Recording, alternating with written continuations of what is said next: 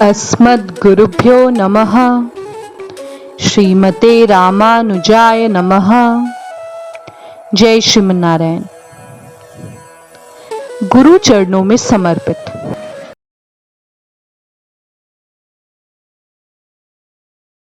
शारदा शोकनाशक श्री रामानुजाचार्य का गोष्ठीपूर्ण स्वामी जी से मंत्रनार्थ प्राप्त करना। रामानुजाचार्य अपने दो शिष्य कुरेश और दाशरथी के साथ गोष्ठीपूर्ण स्वामी जी से मंत्रनार्थ प्राप्त करने आए। गोष्ठीपूर्ण स्वामी जी ने कहा, मैंने आपको अकेले आने के लिए कहा था। रामानुजाचार्य बोले, दाशरथी मेरे त्रिदंड तथा कुरेश मेरे यज्ञोपवीत के प्रतीक हैं जो मुझसे अलग नहीं हैं। फिर भी गोष्ठीपूर्ण स्वामी जी के आग्रह से रामानुजाचार्य कुरेश दाशरथी को बिना लिए एकांत में मंत्रनार्थ प्राप्त करने के लिए गए। गोष्ठीपूर्ण स्वामी जी ने एकांत में मूल मंत्र के अर्थ तथा महिमा का वर्णन किया। रामानुजाचार्य ने अनेक दिशाओं से पधारे हुए वैष्णवों को इस मंत्र का उपदेश गोपुर पर चढ़कर जोर जोर से किया। गोष्ठीपूर्ण स्वामी जी इस बात पर क्रोधित होने पर रामानुजाचार्य ने बताया, गुरु द्रोह से नरक होता है, परंतु मेरे एक के नरक जाने से अगर अनेक श्री वैष्णवों का उद्धार होता है तो मैं अपना सौभाग्य मानूंगा। रामानुजाचार्य की उदारता देखकर गोष्ठीपूर्ण स्वामी जी ने उन्हें मंत्रनार्थ कहकर हृदय से लगाया। गोष्ठीपूर्ण स्वामी जी ने अपने पुत्र सौम्य नारायण को रामानुजाचार्य से समाश्रित करवाया। रामानुजाचार्य अपने सभी शिष्यों के साथ श्रीरंगम आ गए।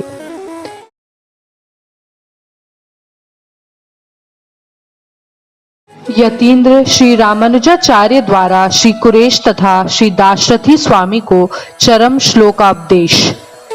श्री कुरेश स्वामी जी के प्रार्थना करने पर श्री रामानुजाचार्य ने उन्हें 1 माह का उपवास करवाकर फिर चरम श्लोकार्थ प्रदान किया। श्री दाशरथी स्वामी जी ने भी चरम श्लोकार्थ के लिए प्रार्थना की। रामानुजाचार्य ने उन्हें गोष्ठीपूर्ण स्वामी जी के पास जाने के लिए कहा। श्री दाशरथी स्वामी जी गोष्ठीपूर्ण स्वामी जी के यहाँ 6 माह निरंतर सेवा कैंकर्य किए। प्रसन्न होकर गोष्ठीपूर्ण स्वामी जी के पूछने पर दाशरथी स्वामी जी ने चरम श्लोकार्थ के लिए प्रार्थना की। गोष्ठीपूर्ण स्वामी जी ने उन्हें कहा, जिनमें विद्या मद, धन मद, कुलीनता का मद, यह तीनों मद नहीं है, उन रामानुजाचार्य के पास ही आप जाकर चरम श्लोकार्थ प्राप्त करिए। दाशरथी स्वामी जी फिर से रामानुजाचार्य के पास आ गए। रामानुजाचार्य ने उन्हें आदेश दिया, श्री महापूर्ण स्वामी जी की पुत्री अतुलाई के ससुराल में आप सभी प्रकार के कैंकर्य बिना संकोच करो। श्री दाशरथी स्वामी जी अभिमान रहित होकर वहां जाकर सभी प्रकार के छोटे से छोटे कैंकर्य को करने लगे। कुछ समय पश्चात किसी विद्वान के साथ शास्त्रार्थ करते समय यह बात सबको ज्ञात हो गई कि दाशरथी स्वामी जी कोई सामान्य नौकर नहीं है और रामानुजाचार्य की आज्ञा से यहाँ कैंकर्य कर रहे हैं। अतुलाई के ससुराल वालों ने क्षमा प्रार्थना की और दाशरथी स्वामी जी को श्री रामानुजाचार्य के पास सविधि आदर पूर्वक भेज दिया। अब रामानुजाचार्य ने प्रसन्न होकर दाशरथी स्वामी जी को चरम श्लोकार्थ प्रदान किया। श्री वैष्णवों के घर में दास्य कर्म करने के कारण रामानुजाचार्य ने दाशरथी स्वामी जी का श्री वैष्णव दास नामकरण किया। तदनंतर श्री रामानुजाचार्य यमुनाचार्य जी के पुत्र वरंगाचार्य जी के घर जाकर संपूर्ण द्रविड़ वेद का अध्ययन किए।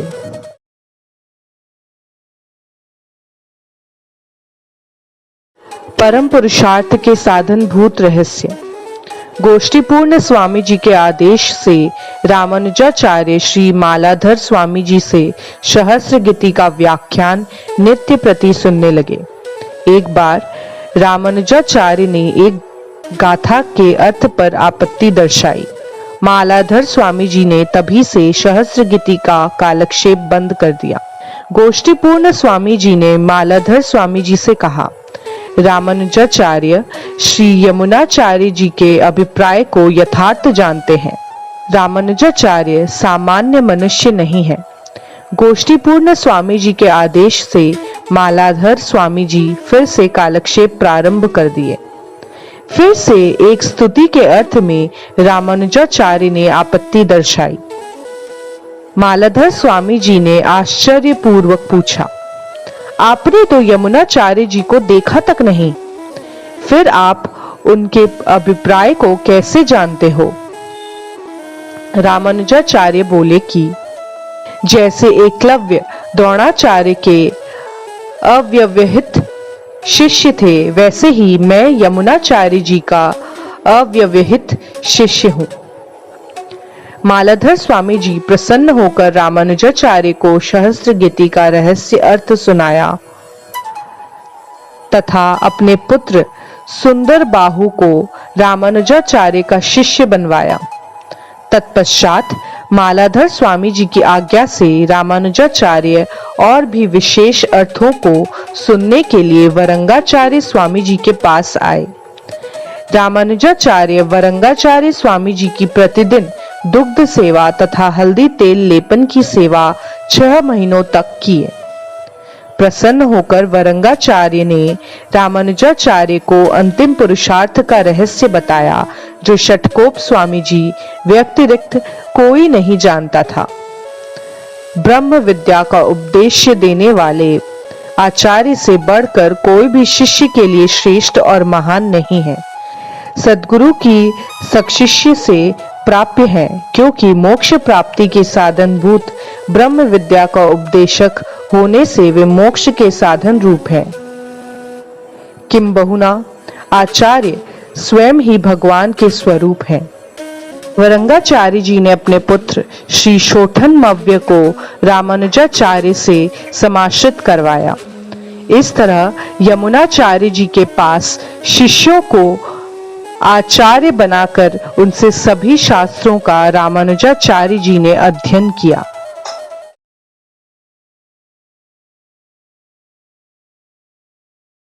यतीन्द्र श्री रामानुजाचार्य जी को विष प्रदान।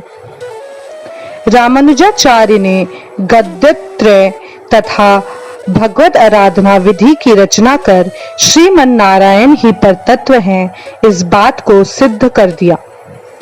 रामानुजाचार्य का यह शासन कुछ अर्चकों को बंधन सा प्रतीत होने लगा। उनमें से प्रधान अर्चक ने किसी लोभी ब्राह्मण को रामानुजाचार्य को विष देने को कहा। लोभी ब्राह्मण की पत्नी ने अपनी इच्छा विरुद्ध विष मिश्रित भोजन बनाया। रामानुजाचार्य को भोजन की थाली देते समय यह भोजन विष मिश्रित होने का संकेत दिया। संकेत समझकर रामानुजाचार्य ने वह भोजन त्याग दिया और कई दिनों तक उपवास किया। एक दिन गोष्ठीपूर्ण स्वामी जी श्रीरंगम आए तो रामानुजाचार्य तप्त रेती में साष्टांग किए। यह देखकर रामानुजाचार्य के एक शिष्य ने तप्त रेती में लेटकर रामानुजाचार्य को अपने शरीर पर चढ़ा लिया और रामानुजाचार्य के शरीर की रक्षा की। यह निष्ठा देखकर गोष्ठीपूर्ण स्वामी जी ने रामानुजाचार्य को उसी ब्राह्मण से बनाया हुआ भोजन पाने की आज्ञा दी। एक बार रामानुजाचार्य अकेले ही रंगनाथ भगवान के दर्शन के लिए पधारे। प्रधान अर्चक ने विष मिश्रित तीर्थ दिया। सब कुछ जानते हुए भी भगवान पर सब पार छोड़कर रामानुजाचार्य ने तीर्थ पी लिया, परंतु भगवान की कृपा से वह विष प्रभाव रहित हो गया। इस तरह अर्चकों ने यतिराज को मारने के अनेक प्रयत्न किए, पर सब व्यर्थ हो गए।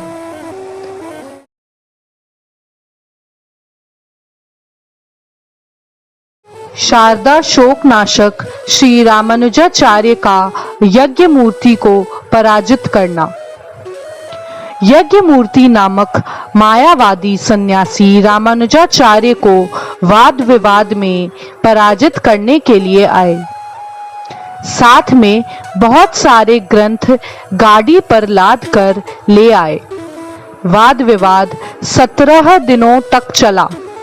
यज्ञ मूर्ति की कुयुक्तियों के कारण श्री वैष्णव दर्शन पराजित हो जाएगा, ऐसा प्रतीत हो रहा था। रामानुजाचार्य ने वरदराज भगवान को संप्रदाय के रक्षण के लिए प्रार्थना की। वरदराज भगवान ने स्वप्न में रामानुजाचार्य को आदेश दिया कि वे यामुनाचार्य रचित मायावाद खंडन ग्रंथ को देखें। अगले दिन जब रामानुजाचार्य वाद विवाद के लिए पधारे तो यज्ञ मूर्ति को वे साक्षात विष्णु भगवान जैसे प्रतीत हुए। भगवान वरदराज और यमुनाचार्य जी की कृपा से रामानुजाचार्य ने यज्ञ मूर्ति के मायावाद का खंडन किया। यज्ञ मूर्ति ने एक दंड दूर फेंक कर रामानुजाचार्य को साष्टांग प्रणिपात किया। रामानुजाचार्य ने यज्ञ मूर्ति का पंच संस्कार करके उन्हें त्रिदंड प्रदान किया और उनको देवराज, देवमनाथ एवं देवराज मुनि यह 3 वैष्णव नाम प्रदान किए। रामानुजाचार्य ने देवराज मुनि को 4000 प्रबंधकों का अध्ययन कराया। जय श्रीमन्नारायण। साष्टांग प्रणाम। इस वीडियो से जुड़े हुए कोई भी सवाल आप नीचे कमेंट बॉक्स में पूछ सकते हैं। धन्यवाद। वीडियो अगर अच्छा लगा हो तो इसे लाइक करें, अन्य भागवतों के साथ शेयर करें और हर वीडियो की अपडेट पाने के लिए चैनल को सब्सक्राइब करें। बेल आइकन दबाना ना भूलें।